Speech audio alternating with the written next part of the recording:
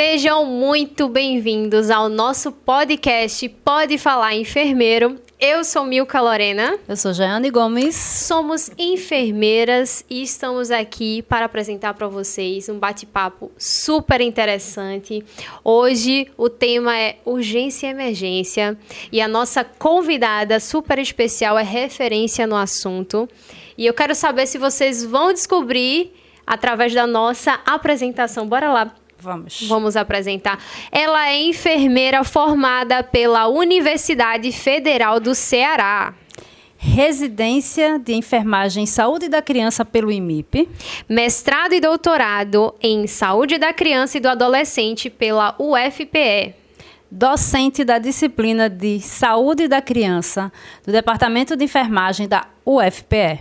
Preceptora de prática na emergência pediátrica do Hospital da Restauração. Coordenadora formadora da residência de enfermagem uniprofissional do Hospital das Clínicas. Membro da Câmara Técnica de Assistência de Enfermagem do Corém Pernambuco. E enfermeira do SAMU Recife. De quem estamos falando? Será que você daí consegue adivinhar? Quem será? Aloísia Pimentel!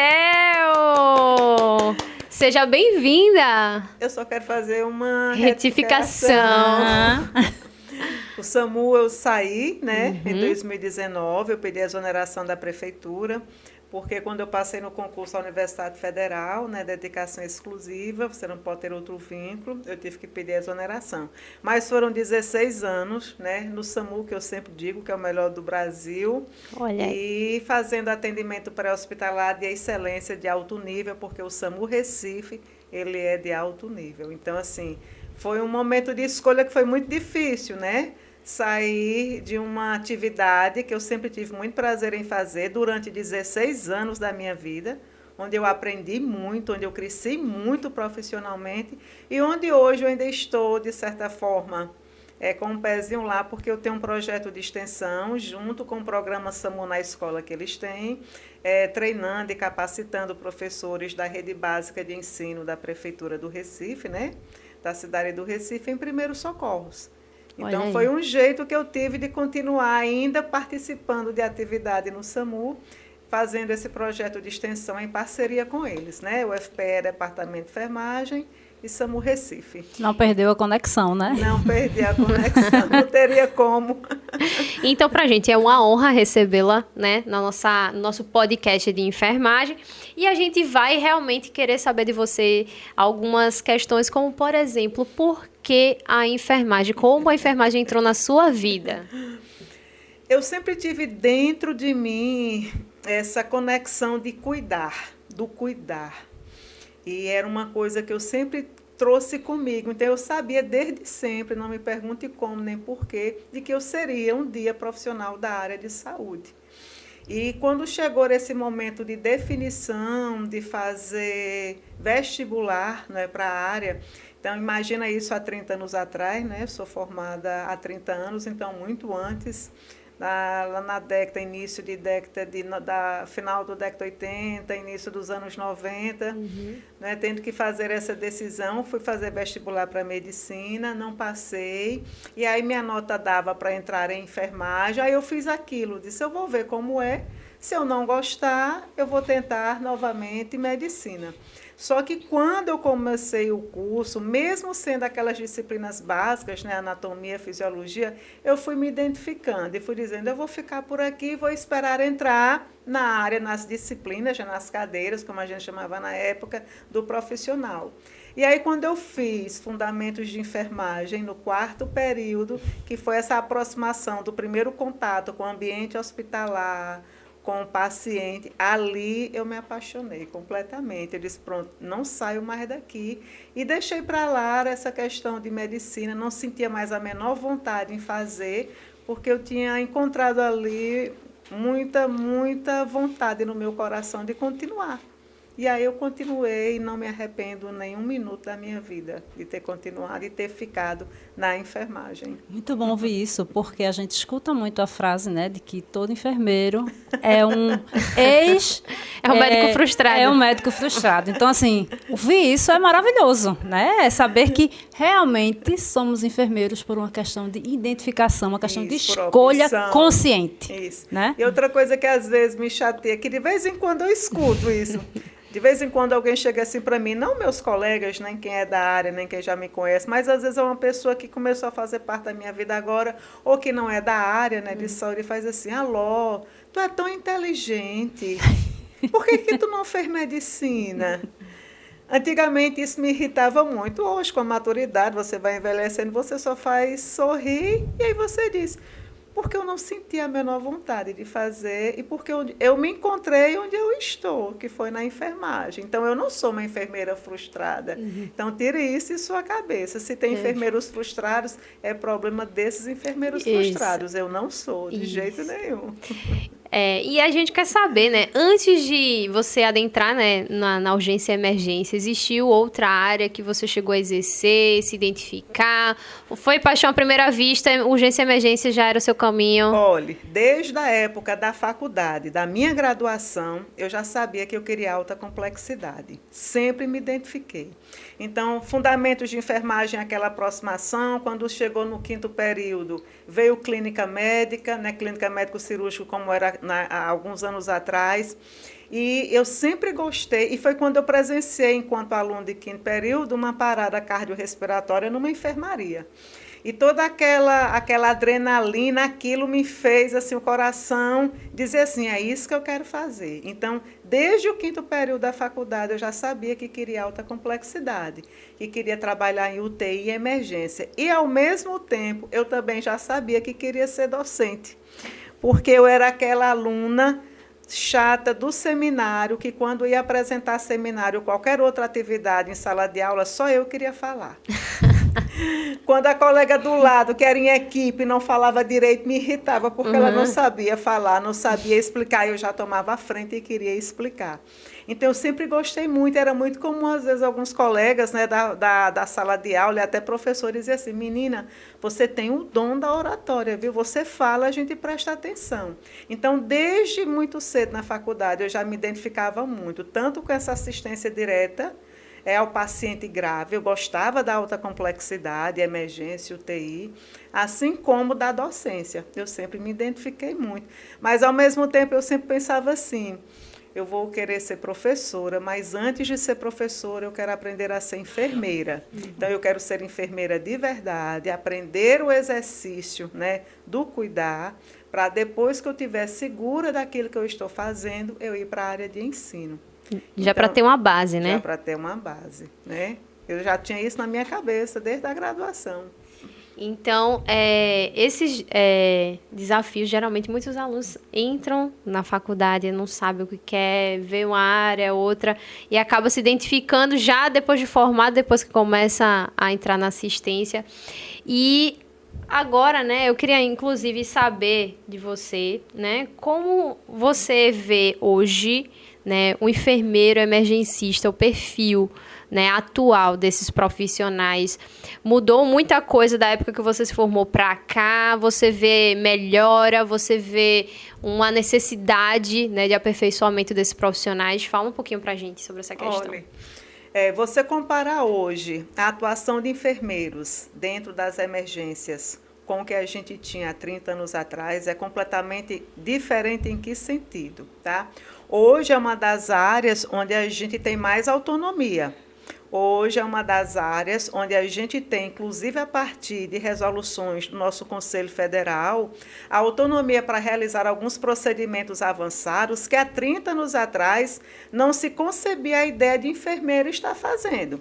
Então, quando a gente fala em avanço dentro da enfermagem, em termos de autonomia do enfermeiro, em termos de liberdade, em termos de de segurança, prática e de domínio, a área de emergência é uma das áreas que nos dá mais possibilidade, assim como de UTI, alta complexidade. Então, você hoje ter a liberdade de usar uma ultrassonografia, né, fazer ultrassom à beira do leito, na hora de realizar um procedimento invasivo, como, por exemplo, fazer uma punção venosa periférica profunda, né, por ultrassom, né, guiada por ultrassom. Quando é que há 30 anos atrás a gente pensava ou concebia uma ideia de fazer isso? Não.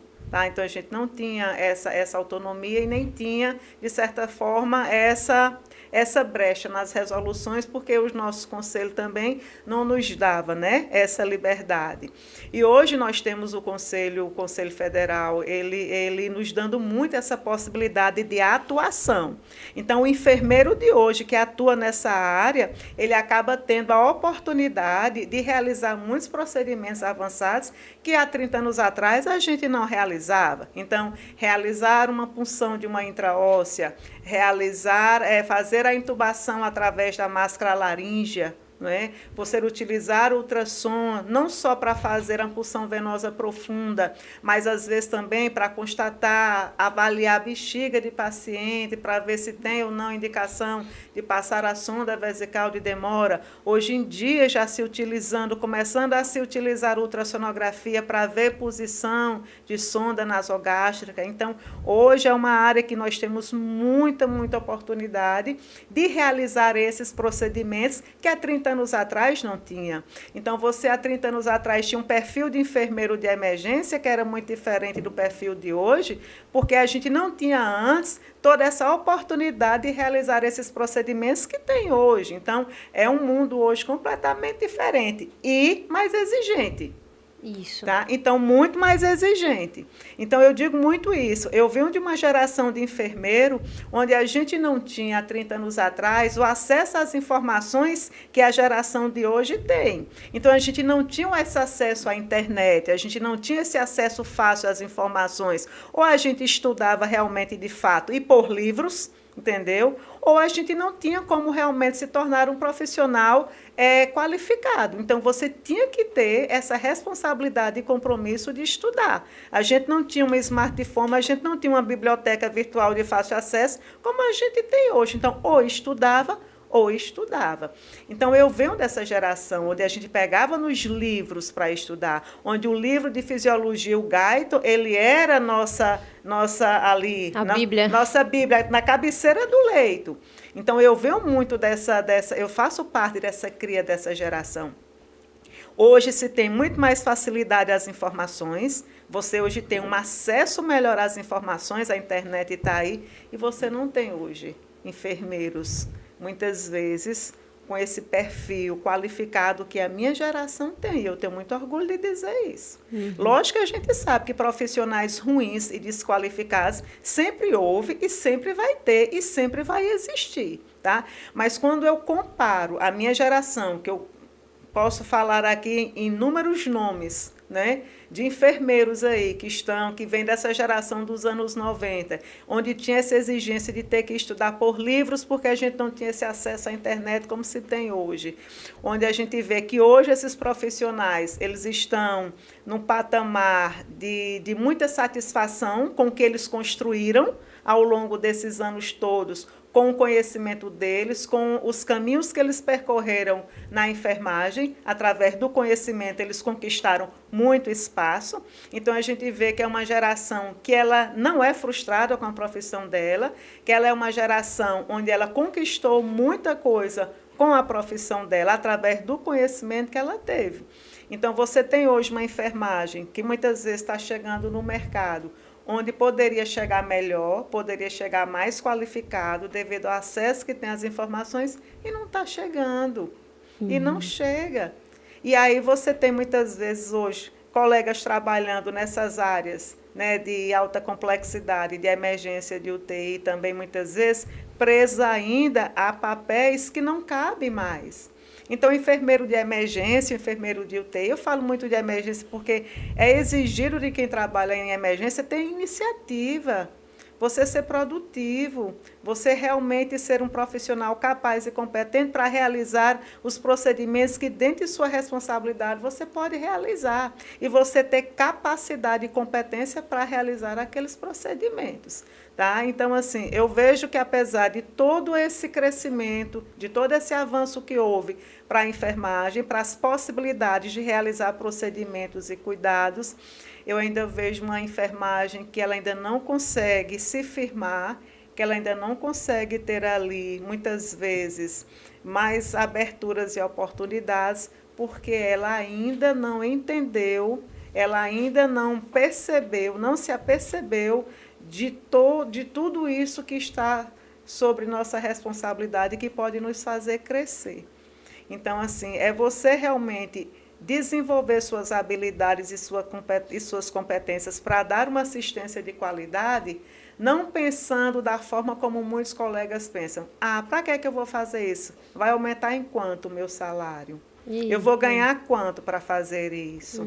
Entendeu? Então, é você se limitar demais, é você se tornar muito pequeno, é você se apequenar, como a gente diz, quando você só tem essa linha de pensamento de não querer crescer, de não querer aprender, de não desenvolver suas habilidades e suas competências, porque esse crescimento, esse desenvolvimento não vai estar atrelado naquele momento a um ganho financeiro. Eu nunca pensei desse jeito e talvez, graças a Deus, eu tenha tido esse caminho, que eu olho para trás, eu tenho muito orgulho do meu caminho enquanto enfermeiro, do que eu conquistei e do que eu ainda posso conquistar. Então, eu sempre quis ser uma profissional de excelência.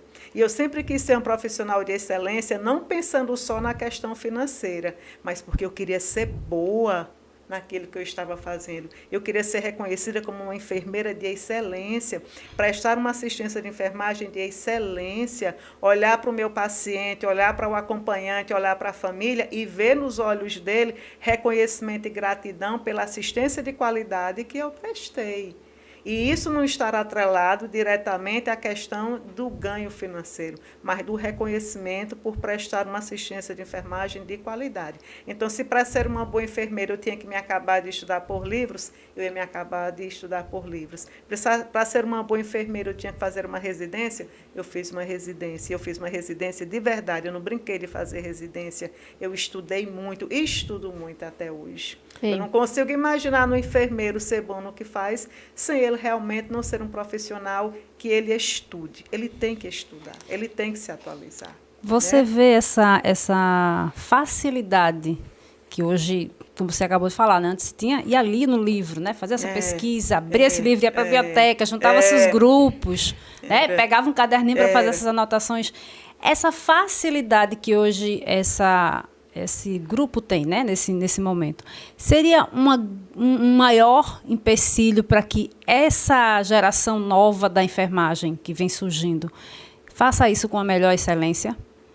Se seria uma facilidade esse acesso? Se seria uma dificuldade, esse acesso. O maior desafio para que esse enfermeiro saia da faculdade com essa visão de qualidade.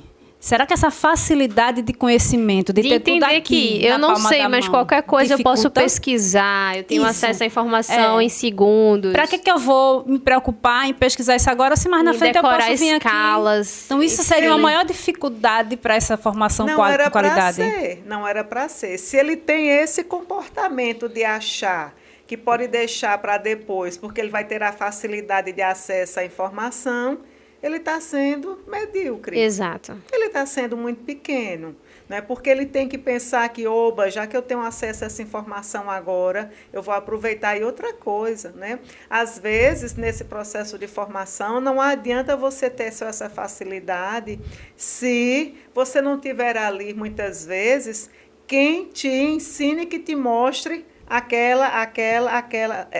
que te mostra aquelas informações na prática como é. Por exemplo, você tem que ter um bom professor no processo de formação. Então, você pode estar ali no processo de formação, de graduação, dentro da enfermagem, e aí você vai ter uma aula, por exemplo, de reanimação cardiopulmonar. Aí pode ser que algum aluno pense assim, não, eu não vou para a aula, eu não vou assistir a aula, eu não vou prestar atenção, porque depois eu posso pegar uma videoaula, porque depois eu posso pegar um livro, eu posso ler. Não é nunca a mesma coisa. Você pode pegar uma videoaula de uma pessoa, de um profissional, onde ele simplesmente decorou aquela fala, e naquela fala decorada, ele vai só reproduzir o que tem naquele livro. Vai ser muito diferente se ele pegar, por exemplo, uma videoaula de um professor que realmente tem a vivência na prática e que naquela videoaula ele vai falar além do que está no livro. É igual ao professor numa sala de aula. O professor que está numa sala de aula e que tem roteiro de slide, ele não vai se prender só nos slides. Ele vai falar muito além do que tem nos slides, porque ele tem a vivência, porque ele tem a prática, ele tem a experiência. Quando eu dou aula, eu falo muitas vezes nas minhas aulas, meus alunos sabem disso, das minhas vivências pessoais. Porque isso ajuda a construir e fazer com que aquele aluno entenda. Então, por exemplo, quando eu dava aula de APH, quando eu dou aula de emergência, ou de seja qualquer que seja o tema, eu tenho 30 anos de formada. E nesses 30 anos, eu sempre fui de alta complexidade. Eu nunca fui enfermeira da atenção básica, eu nunca fui enfermeira da clínica médica, eu sempre fui enfermeira de UTI e de emergência APH. Esses foram os meus ambientes de trabalho durante 30 anos. Então, eu vivenciei muitas práticas, eu vivenciei muitas histórias, eu vi muitas coisas acontecendo. E, às vezes, eu trago esses relatos de situação, de condição clínica de paciente, de situações que deram certo, de situações que não deram certo, de situações que foram tristes, de situações que foram fonte de alegria, de gratidão por ter presenciado aquele momento. Então, é muito diferente quando você tem um professor que ele tem a vivência prática, ele vai dar uma aula, do que um professor que ele não tem essa mesma vivência prática. Isso muitas vezes a gente vê nas redes sociais, porque só o que tem hoje em todas as áreas e na enfermagem não é diferente, os blogueiros. Então, nós temos os blogueiros que são de excelência, porque são realmente profissionais enfermeiros que vivenciam e que falam aquilo, e tem aqueles blogueiros que eles não vivenciam aquilo e que eles decoram a fala e estão passando ali uma mensagem. Eu sei na hora. Quando eu pego um videozinho de um blogueiro enfermeiro, quando ele é aquele enfermeiro que realmente é atuante, que ele realmente tem prática e tem experiência daquilo que ele está falando, eu sei na hora. Do que quando é aquele blogueiro que está fazendo um vídeo querendo chamar a atenção e conquistar um espaço, entendeu? Mas que ele não tem, na verdade, nenhum texto daquela experiência, daquele tema que ele está falando. Eu sei na hora. Né? Então, 30 anos ajuda a gente a perceber quem, na verdade, é bom no que está fazendo e quem está só ali fazendo meia boca. A plateia desses blogueiros, muitas vezes, não tem essa concepção. É aquele estudante que está se formando ainda, ou é aquele recém-formado que não tem tanta experiência. Às vezes, vê ali um blogueiro falando alguma coisa. Tem alguns blogueiros que têm aí não sei quantos mil seguidores. E, de vez em quando, eu pego alguma postagenzinha falando coisas... Com a falha, né? Com a falha ali, a pequena falha de conhecimento. Que aí você fala e faz assim, meu Deus do céu, a vontade que tem às vezes é de você entrar e fazer um comentário. Mas você não vai se indispor, né? Não estou aqui para isso. Eu deixo passar. Então, eu passo assim, eu disse, não vou nem voltar. Respiro fundo... e vou em frente, né? Mas, às vezes, você vê. Então, você vê, às vezes, comentários inapropriados, comentários inadequados, comentários errados, comentários ultrapassados. Tem muito isso, né? Então, quem gosta muito desse tipo de aprendizado, né? Através dessas postagens, através desses vídeos, tem que ter um cuidado muito grande com isso, né? E muito as redes sociais, elas são importantes, né? Demais. Tanto para o lado positivo da informação, mas ela também, às vezes, apresenta esse desserviço. Isso. Tem muitos professores que vão nas redes sociais e nos comentários, cada um que queira falar de um protocolo diferente, não discordo. Posta um vídeo, cada um que acha um erro. Então, esses julgamentos, às vezes, né, trazem falsas informações, né? O que é um perigo, né? Prejudicam a enfermagem e a saúde como um todo. E assim, a gente está falando aqui, né, sobre a questão da docência. Você que está na ponta, tanto na área, né, como docente e também na assistência, querendo ou não, você está nos hospitais. você percebe, né, o mercado, os futuros profissionais que estão sendo lançados no mercado, né? Então, você tem esse feeling de ver a diferença do que era lá atrás para os dias atuais. Então, a tecnologia foi importante para o avanço da nossa profissão. Essa questão da autonomia, né, de procedimentos que antes a gente não tinha, né, essa habilitação, e hoje a gente tem. E a gente falou já em outros episódios, inclusive, que muitas vezes o nosso professor é o nosso paciente, né? E por isso que é a importância, né, desse tempo de experiência, porque tem coisas que o livro fala, mas que o dia a dia não é exatamente como o livro está lá. A gente ensina, por exemplo, o aluno a ferir a pressão arterial. Olha, o paciente tem que estar sentado, ele tem que descruzar as pernas, ele tem que estar num ambiente silencioso. No dia a dia, você tá ali, às vezes, aquele barulho do trânsito, dos acompanhantes, a confusão entre, né, às vezes, os próprios pacientes. E como é que você afere pressão naquelas circunstâncias que a teoria está lhe dizendo? Então, a prática ela vai te trazendo essa expertise, essa desenvoltura para contornar as situações que o livro não mostra. Então, a importância, né, de um professor habilitado para enfrentar esse tipo de situação, porque já passou por essa experiência anteriormente. E aí eu queria saber de você também, se existiu algum episódio na sua vida, né, na sua experiência profissional, que lá atrás vocês não tinham a habilitação que hoje vocês têm, e que se fosse no contexto atual, a situação poderia ter sido diferente, né? Se você tivesse a oportunidade de realizar determinado tipo de procedimento que hoje você realiza, poderia ter salvo a vida de alguém. Tem alguma história que possa contar pra gente? Olha, em relação a olhar para trás, né, e ver do quanto a gente padecia para realizar alguns procedimentos, e como hoje a gente às vezes tem facilidades desses mesmos procedimentos, um dos melhores, assim, todas as vezes que eu penso nisso, eu penso muito na punção intraóssea. Então, eu aprendi a fazer punção intraóssea numa época em que só era pelos protocolos, pelos consensos, possível realizar a punção intraóssea em pediatria, em criança. Então, até aquele momento, ainda não se fazia punção intraóssea em adultos. E quando eu fui aprender a fazer punção intraóssea nessa época, né, no início lá dos anos 90, né, finalzinho ali, na década de 90, a gente não tinha os dispositivos de punção intraóssea.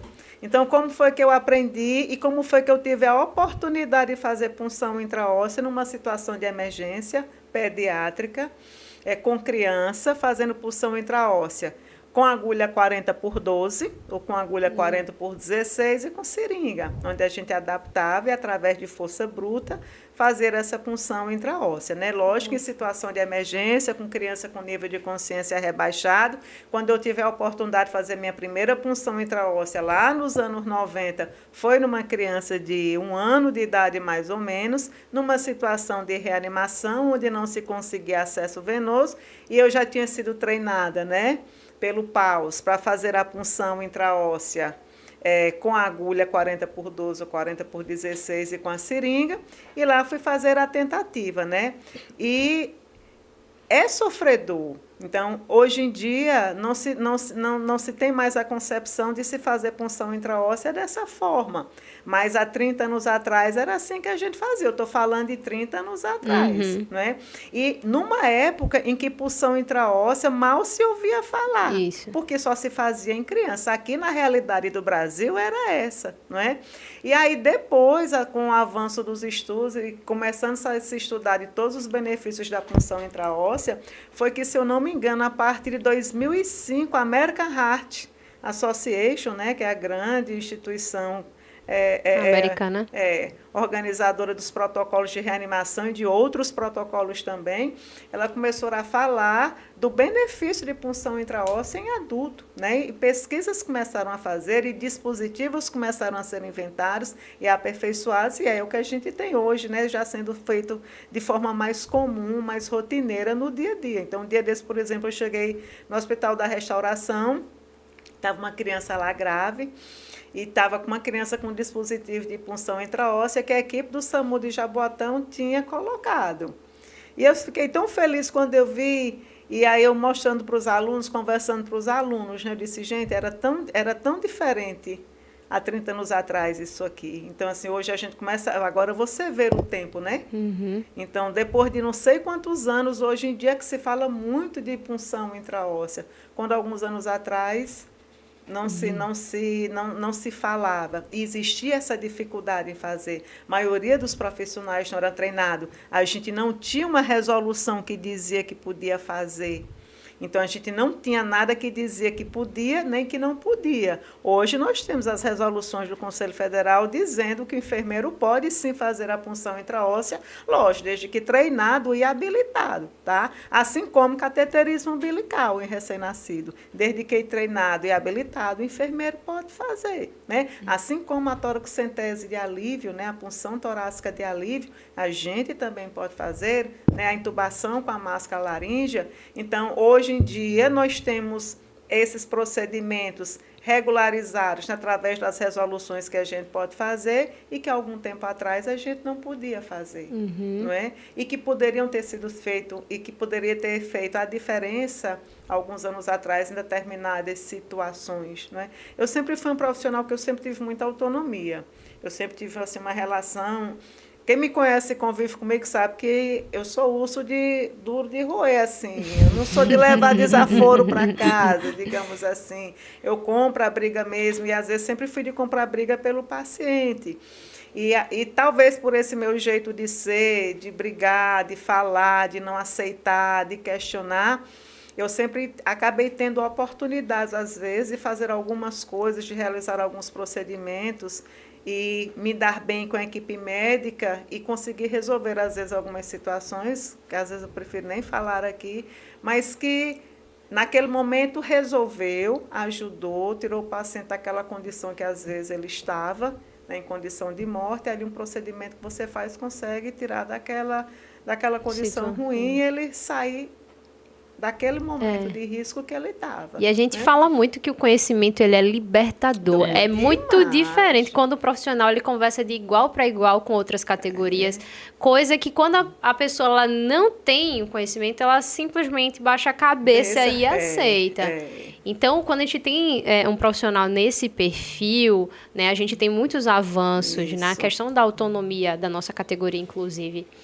E você também é referência na pediatria. Então, a pediatria em si, de uma maneira geral, a gente tem um fator a mais. Quando a gente fala de emergência adulto, é diferente da emergência pediátrica, até o perfil dos acompanhantes, até a sensibilidade. Eu recentemente estava acompanhando uma turma de estágio em outro município, numa situação, num setor de urgência e emergência, e os profissionais comentavam que quando acontecia o óbito, às vezes, de um paciente adulto, paciente idoso, eles não sentiam tanto quanto a criança. Um paciente pediátrico. Então, eram, às vezes, os profissionais fazendo o procedimento de reanimação chorando, porque lembra do filho que está em casa, lembra, né, vê aquela criança ali, vê aquela vulnerabilidade toda. Então, tem um fator aí emocional acentuado. Então, para você realmente trabalhar na pediatria, você tem que tratar com esses dilemas. Que a população em si, né, tem essa visão diferenciada de cobrar mais do profissional. Eles não entendem se você erra um acesso mais de uma vez. E, assim, eles caem em cima mesmo. Eu queria saber de você, né, como essa experiência na área da pediatria, se existiu algum conflito.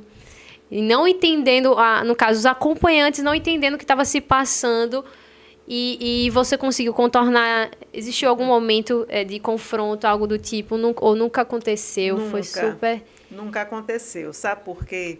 Porque eu entendi desde sempre na pediatria de que não é só a criança, que a assistência de enfermagem à pediatria também envolve assistência à família, ao acompanhante que está ali. Eu, na verdade, eu sempre tive muito esse perfil, tá?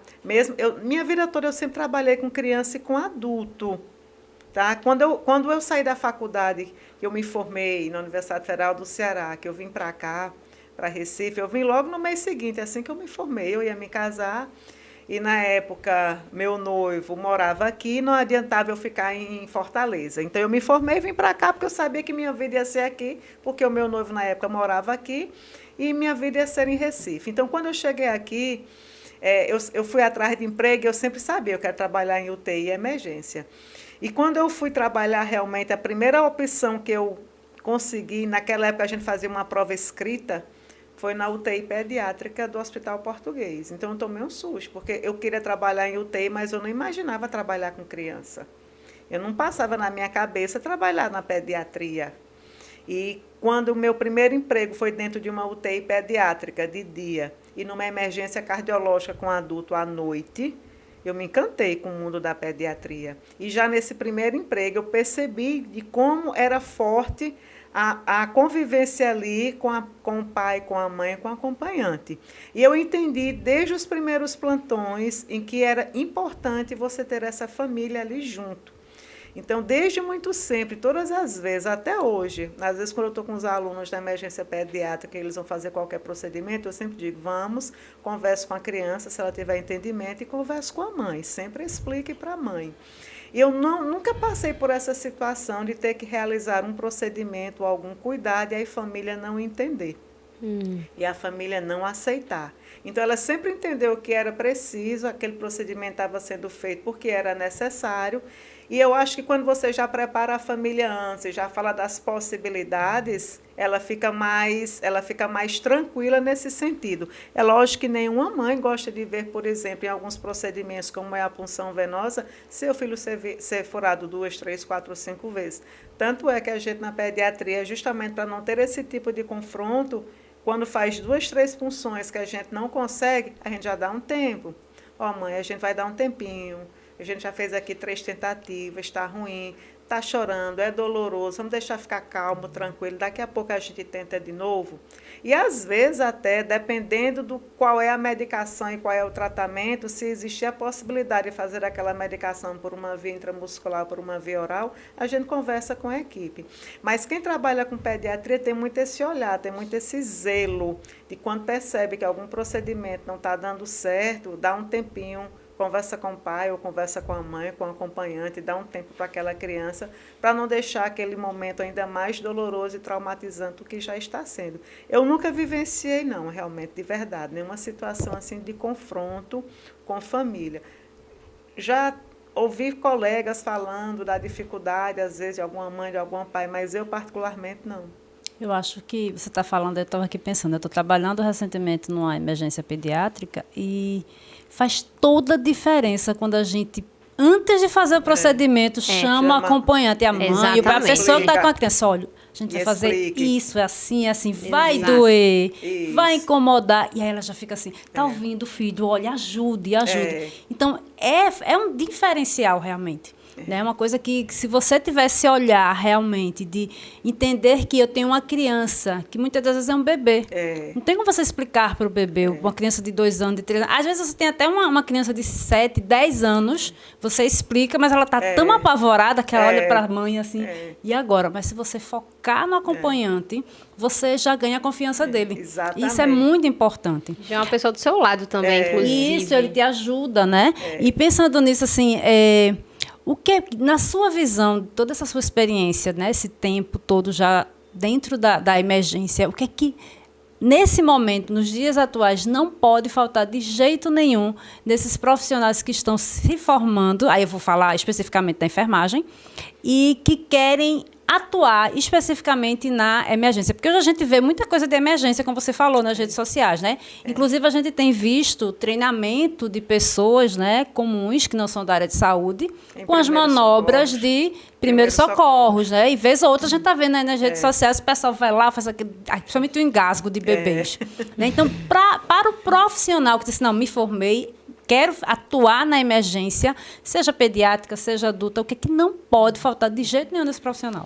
Olha, não sei se vocês sabem, mas na graduação, quando a gente tem uma turma que tem 40, 50 alunos, são poucos que querem atuar na área de emergência. É verdade. São poucos que querem ir para a UTI, um mínimo quer ir para a pediatria.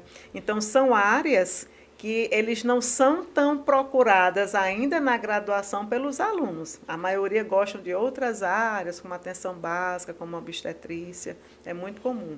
O aluno que quer trabalhar na emergência, é aquele aluno que ele já tem o perfil realmente de saber lidar com as situações de estresse, porque trabalhar em emergência é situação estressante. Sim. Não é? Então, é aquele aluno que já se identifica com isso. E o que não pode faltar de jeito nenhum, e eu não vou dizer só para quem trabalha em emergência, gente, é para qualquer profissional, para qualquer área que ele queira se especializar. Ele não pode deixar de ter nele nunca o desejo de aprofundar conhecimento, de estudar.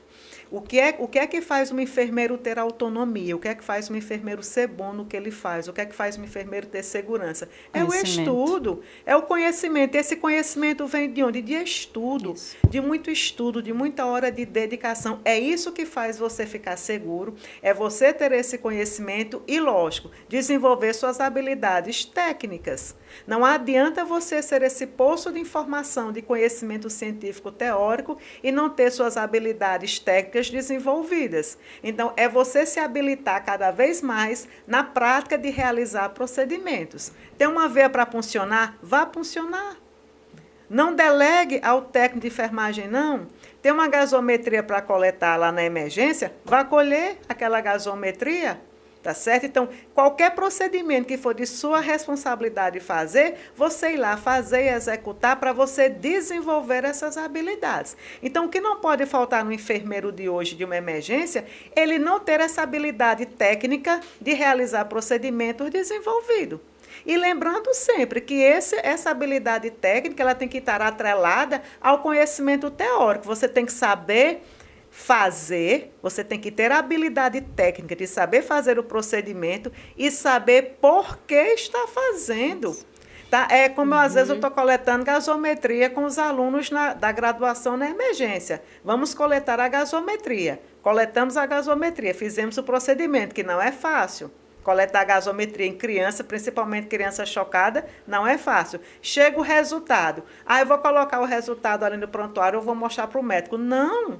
O resultado chegou, foi você quem fez o procedimento. Como é que você faz um procedimento e não quer saber qual foi o resultado desse procedimento? Pega essa gasometria, interpreta essa gasometria, vê se o paciente está fazendo um distúrbio ácido básico ou não. Saiba disso. E se tiver, qual vai ser a conduta, qual vai ser o protocolo, qual vai ser o cuidado que eu vou fazer. Então, você tem que ter essas habilidades técnicas desenvolvidas e tem que ter, do mesmo jeito, o conhecimento, que é o que vai te dar a base. Um casamento, né? É lógico, você tem que saber fazer e saber por que está fazendo. Então, como é que você faz o mais difícil, que é coletar a gasometria, e não sabe interpretar o resultado dessa gasometria, que foi um procedimento que foi você que realizou. Você tem que estar o tempo todo, diante da assistência de enfermagem que você presta, você tem que estar avaliando aquilo que você realizou. Tá? Então, às vezes, quando eu estou muito com os meus alunos na prática, eu chamo muita atenção disso. Então, eu digo muito, eu ensino do básico até o que dentro do seu processo de formação dá para te ensinar. Então, às vezes, por exemplo, ventilação mecânica. Ventilação mecânica é o calcanhar de Aquiles de 99% dos enfermeiros da atualidade. Não é calcanhar de Aquiles de quem? Da enfermagem da minha geração. Por quê? Porque eu venho de uma época em que a gente não tinha fisioterapeuta de plantão nas UTIs e nas emergências. Então, ou era a gente ou era a gente. O fisioterapeuta vinha, fazia a sessão dele de fisioterapia e depois ele ia embora, mas ele não ficava no plantão. Então, qualquer problema com aquele paciente, com aquela criança ou com o adulto, ou com o respirador, com a ventilação mecânica, era a gente no plantão para resolver. E às vezes eu tinha um médico do meu lado que sabia e às vezes eu tinha um médico que não sabia. Então, muito cedo eu entendi, na prática, na assistência dentro de UTI, que eu tinha que entender de ventilação mecânica. O que foi que eu fiz? Eu comecei a estudar, comecei a comprar livros sobre o assunto. Quando tinha um fisioterapeuta legal que vinha fazer a sessãozinha, eu tirava minhas dúvidas com ele. Eu tirava minhas dúvidas com aquele médico que eu percebia que entendia bem de ventilação mecânica. E eu fui aprendendo na prática com eles. Então, eu não tenho a menor dificuldade em ventilação mecânica. Mas você vê que os enfermeiros todos hoje têm. Então, eu digo muito para os meus alunos, eu vou tirar aqui uma manhã para eu mostrar para vocês o ventilador, o respirador, montar respirador é o de menos. Eu não vou perder meu tempo aqui mostrando a vocês como é que se monta o respirador, porque mais importante para mim é você entender como é que ele funciona. É você entender os modos ventilatórios, é você entender qual é a diferença de uma ventilação controlada para uma assistida controlada, a pressão, a volume, o que são os modos de desmame, como é que esses parâmetros são ajustados. Isso, para mim, é o diferencial. Então, às vezes, eu digo muito para o aluno, eu disse, eu vou falar aqui um pouquinho de ventilação mecânica básica para vocês, mesmo sabendo que daqui a uma semana, se eu perguntar a vocês, já têm esquecido. Ninguém sabe mais nada. Por quê? Porque ainda não faz parte do processo de vocês, porque vocês ainda não estão nesse dia a dia. Mas, mesmo assim, eu vou ensinar. Mesmo assim, eu vou falar só para vocês se tocarem de que não é esse bicho de 7 cabeças. E que lá na frente, quando vocês forem se especializar e estiverem dentro de uma UTI, de uma emergência, ou dentro de uma ambulância de APH, você saber que você tem que entender de ventilação mecânica, independente se o médico, se o fisioterapeuta está ali do seu lado ou não. E mesmo assim, eu ensino para eles. Então, assim, o enfermeiro que está dentro da emergência hoje, ele tem que entender de tudo isso. Ele não pode ser mais só aquele enfermeiro que acha que ele só é bom se ele souber funcionar uma veia de primeira, se ele coletar uma gasometria. A enfermagem é muito mais do que isso. A enfermagem vai além. Então, é você ter a ciência mesmo do seu lado, é você saber realizar. Eu hoje fiz um videozinho, coloquei no Insta, né? Porque eu pedi para a minha aluna monitorar o paciente, e quando ela foi colocar os cabos de monitorização, ela chegou para mim e fez assim, professora, aquele equipamento monitor não tem as cores padrão, não. Eu disse, que cores que você está falando? Aí, na hora eu entendi. Ela falou, professora, quando a gente vai colocar o monitor, os cabos, o lado verde, os cabos que são verde e amarelo é o lado do esquerdo do Brasil. E o lado direito é o esporte. Ou seja, do lado direito, o vermelho em cima e o preto embaixo. E o amarelo em cima e o verde embaixo. Né? Então, cores claras em cima, ela me dizendo, cores claras embaixo. E o cabo do monitor do menino ali não tem nenhum amarelo, tem um branco, tem um marrom. Eu disse, lógico, porque não é assim que se aprende. Você tem que entender que a gente tem 2 tipos de padronização, de monitorização, que é a padronização europeia e americana. E elas têm cores diferentes. E provavelmente o monitor que você está lá está padronizado, tá certo? De acordo com o protocolo americano. Aí eu fui lá mostrar para ela como ela e mostrei as siglas. Aí ela olhou para mim, aí o enfermeiro estava do lado e disse assim, botou a mão na cintura, alô, eu nunca soube disso. Eu ri tanto com a naturalidade dela. Ela fez, nunca ninguém me disse isso, não. Eu disse, pois nós temos. Tá? Então, vai fazer uma monitorização cardíaca do paciente, tem a padronização europeia e tem a padronização americana. Aí eu peguei o cabo, inclusive, e mostrei, disse, olha aqui. Ela fez, menina, eu nunca vi isso.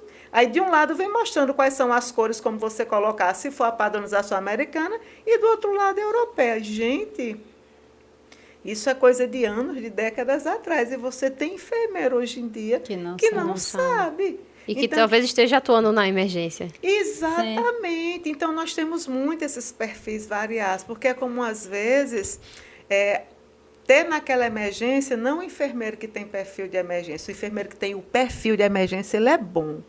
Ele sabe dessas coisas, ele vai atrás, ele é interessado. Mas pode acontecer de você ter na emergência um enfermeiro que não tem esse perfil. E que ele está lá porque foi a oportunidade que ele teve de trabalhar. Então, ele não vai ter, muitas vezes, esse conhecimento, ele não vai ter esse domínio, ele não vai querer correr atrás porque ele não gosta. Ele está ali esperando que seja só uma chuva que passe logo, entendeu? E, às vezes, não passa logo. E, de repente, você vê, tem um profissional que está ali há 2, 3, 4, 5 anos, ainda sem gostar e ainda se submetendo a esse tipo de situação. Eu já presenciei uma situação dessa com um parente meu. A minha irmã, ela precisou ir na emergência, ela estava com arritmia. E foram fazer um eletrocardiograma.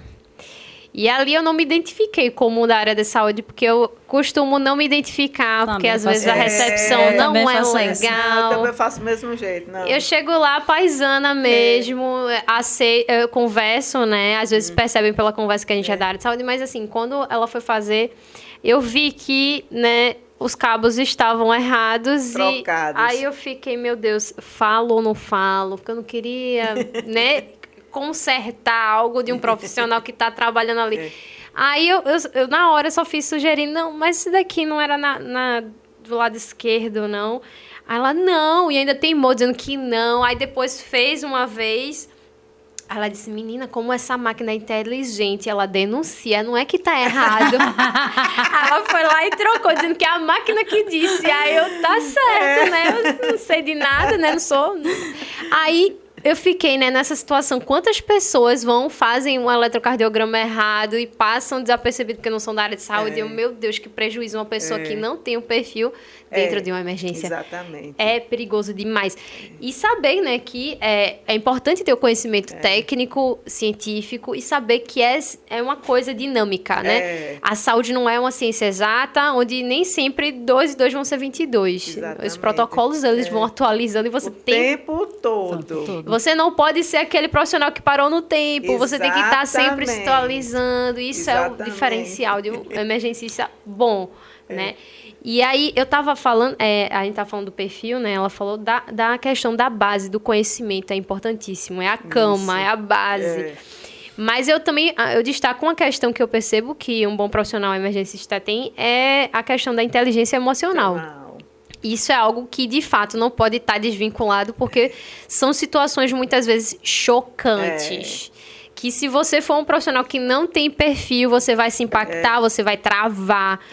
Os protocolos somem da sua mente. E aí, né? Você realmente... Por isso que, inclusive, quando a gente está, muitas vezes, num contexto familiar, um parente nosso, a gente deixa de ser profissional.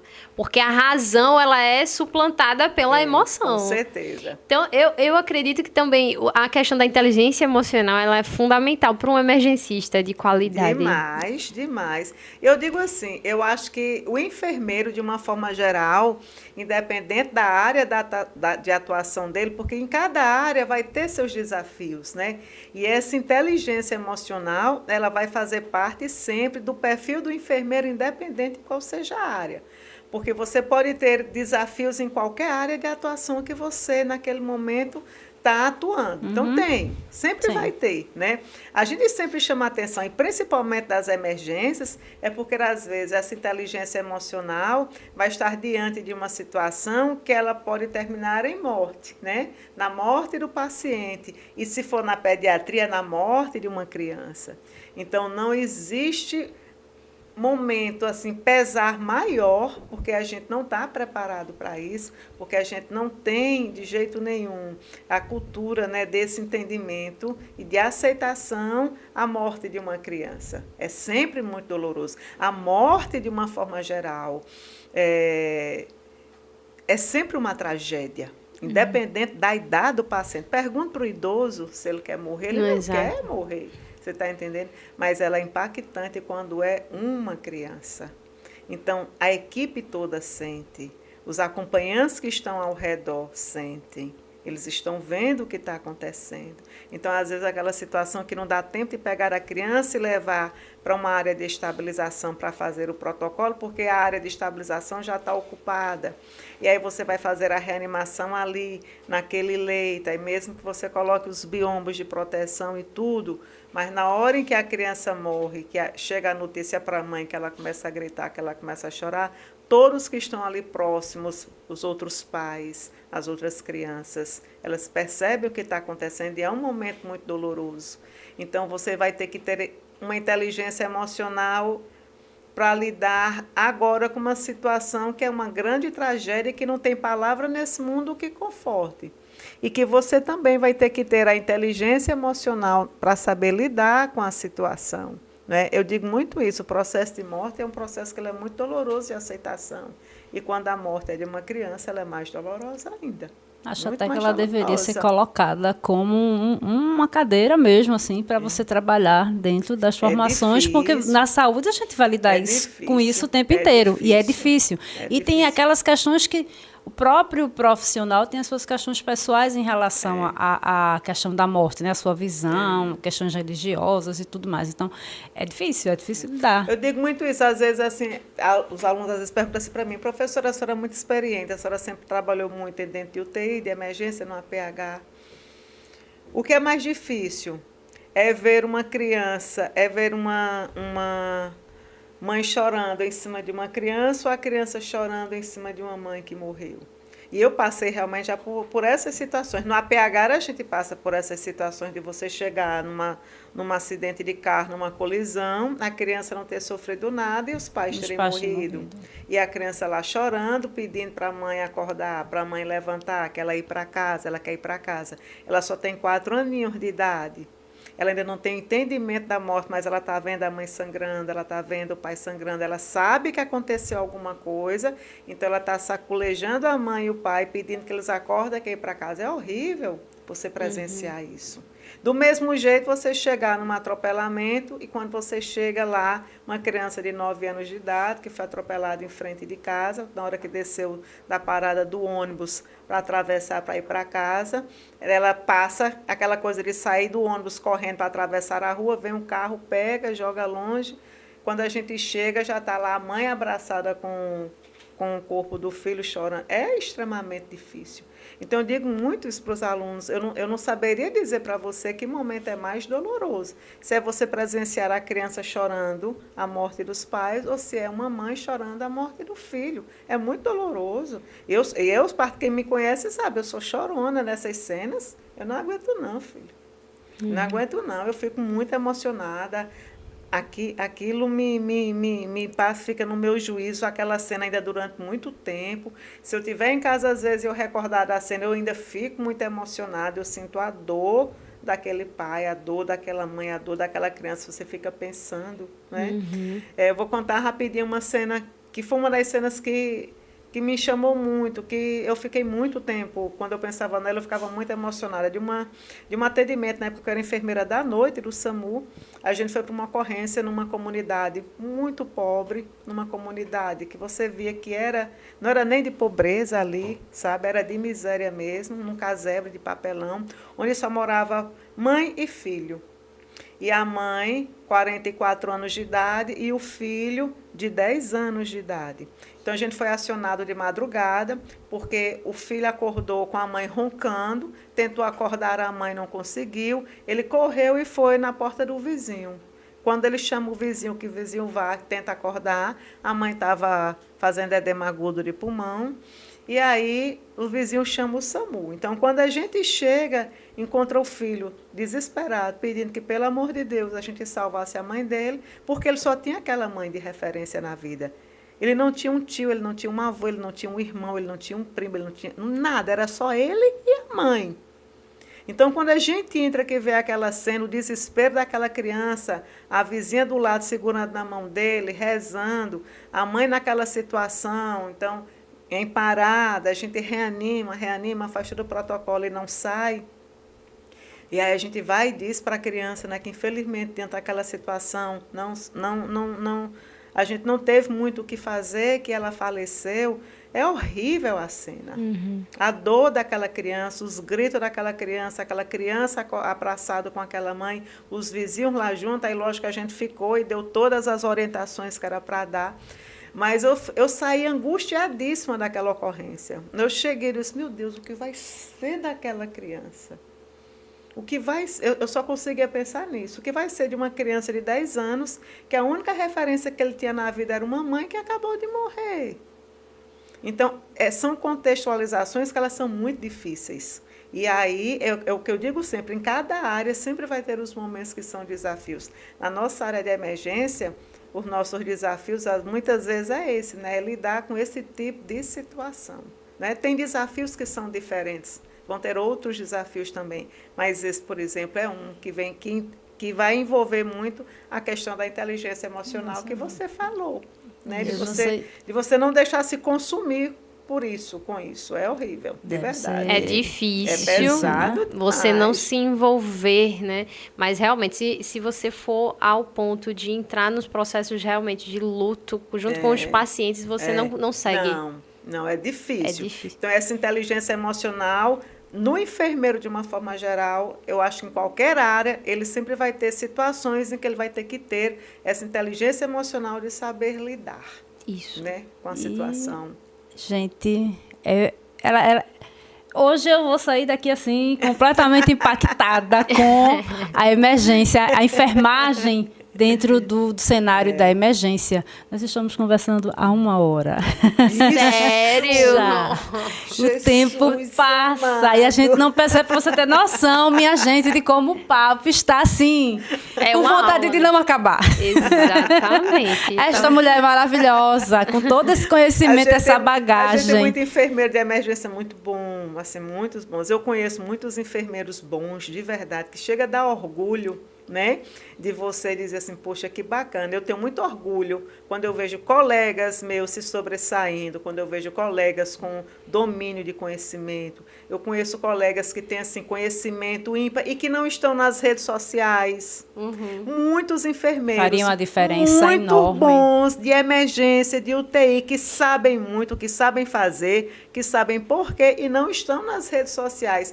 E às vezes eu fico pensando nisso, eu disse, meu Deus, eu conheço tanta gente boa e que não está se mostrando, porque não gosta, é um direito, não gosta. E aí às vezes eu vejo muita gente que não tem um terço do conhecimento aí se destacando. Bota a cara, né?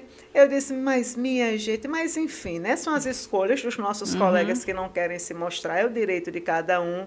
Mas eu conheço muita gente boa da área, muita gente boa, assim, que eu tenho muito orgulho de dizer, é meu amigo, é meu colega, é enfermeiro, eu encho a boca para dizer, é enfermeiro. Né? A gente tem muita gente boa na área. Inclusive, né, a gente queria, nesse momento, né, trazer uma leve lembrança desse momento, porque o papo foi muito interessante. E para eternizar, né? Vamos lá, produção. Nosso agradecimento pela sua pela sua presença aqui conosco. Ai, que bacana. Obrigada, meninas. Que isso é sempre um prazer, não é? De vez em quando eu respondo, deixa eu colocar aqui. Pode colocar. Tá? É sempre bom, né? Falar da enfermagem me dá muito prazer, falar do que eu faço me dá muito prazer. Quem convive comigo sabe que eu gosto muito do que eu faço. Tem aluno que às vezes faz assim, professora, às vezes quando a senhora está dando a aula, que prende assim nossa atenção e que a gente ainda não conhecia a senhora na prática, a gente às vezes fica perguntando assim, será que na prática ela realmente é isso tudo? Aí eu disse a ela, aí os alunos dizem muito isso, você faz, professora. Aí eles elogiam, né, e falam tudo mais. E aí é muito comum, eu digo muito isso, mas gente, isso é porque eu gosto muito do que eu faço. Isso. Então eu agradeço a Deus todos os dias da minha vida por Ele ter me dado a oportunidade de eu fazer aquilo que eu gosto, de eu sentir prazer daquilo que eu estou fazendo, de eu sair de casa todo dia feliz e não amargurada e não chateada porque estou indo trabalhar, mas eu sair de casa feliz porque estou indo exercer uma atividade que eu gosto muito. Eu digo muito isso, eu sou uma boa docente porque eu sou uma boa enfermeira. Então, é como eu sempre pensei há 30 anos lá atrás. Eu primeiro quis aprender a ser enfermeira de verdade, aquela enfermeira atuante e assistencial, para quando eu tivesse realmente esse conhecimento e habilidades desenvolvidas, ser docente. Então, é um prazer. Falar da enfermagem, para mim, é extremamente prazeroso. E muito. A gente, através desse podcast, a gente quer realmente expor essas pessoas que, às vezes, estão lá no operacional e não estão nas redes sociais, às vezes, 100% do seu tempo, ou grande parte do tempo, ou nem tem rede social.